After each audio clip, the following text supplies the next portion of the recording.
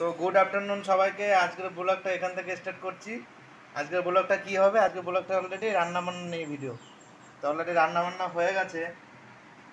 তো প্রথমে দেখো তরকারি দিয়ে স্টার্ট করছি। এটা হচ্ছে তোমার সজনে ডাঁটা, আলু, কাঁচকলা আর পার্শে মাছ দিয়ে রান্না করেছি। এটা আমি অবশ্যই রান্না করেছি। আর এটা মাছ ভাজা দেখছো, এটা সার্ডিন মাছ ভাজা, এটাও আমি রান্না করেছি। আর এদিকে চিকেনটা দেখো, চিকেনটা কত সুন্দর রান্না হয়েছে। দেশি চিকেনটা কি সুন্দর লাগছে কালারটা। তো আজকে সমস্ত আইটেমগুলো পুরো ইয়ামি, মানে পুরো তো দেখে আমার এখনই লোভ লেগে যাচ্ছে যে কখন খাবো। পেটে না যাওয়া পর্যন্ত আর ভালোই লাগছে না।